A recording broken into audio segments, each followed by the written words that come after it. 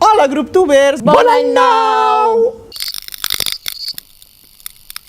Els nostres followers ens han demanat que fem un protocol sobre aplaudiments. En quin moment podem aplaudir? En quin moment podem aixecar-nos? Quin moment és el moment per marxar sense quedar malament amb els actors? Això és una opinió personal i no volem ofendre ningú. Preneu nota.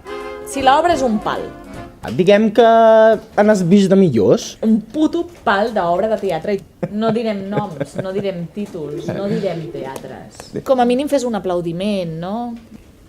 Els actors han fet un esforç i nosaltres tenim una educació. Una vegada ja has fet un aplaudiment i els actors han saludat, ja pots marxar.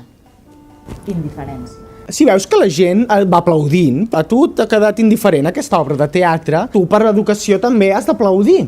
Però no cal que facis un gran esforç. Recolzes el braç, no?, a la butaca, i et prepares per fer una sèrie d'aplaudiments rítmics. Com ho fa ella? Quan t'ha agradat, ve el problema. Com mesures la satisfacció interna i l'expresses externament? Això! Perquè has de sortir del teatre amb sincronia, amb el que has sentit i el que has pogut donar en els aplaudiments. Això ho hem après en un altre lloc, Nosaltres, el de donar i rebre. Si t'ha agradat, has d'aplaudir en les 3 sortides dels actors. Pensa que de tu depèn que els actors arribin a la 3a sortida. És pel seu creixement personal, el seu ego és molt important. No hem de menystenir l'ego dels actors. Si se'ls hi mor l'ego, es mor l'actor. I ens quedaríem sense actors. Home, l'Emma Vilarassau, sense ego, què és? És molt important aplaudir 3 vegades. De la teva constància dependrà que els actors aconsegueixin sortir 3 vegades als aplaudiments. Vinga! Si t'ha encantat. Ui, això m'encanta. Si t'ha encantat, t'has d'aixecar. És difícil, trobar el moment oportú. No us penseu.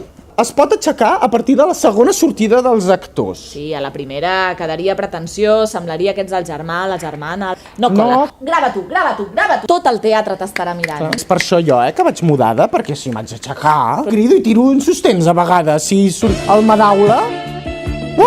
Si no t'ha agradat molt, però el de davant s'ha aixecat... T'has d'aixecar per força?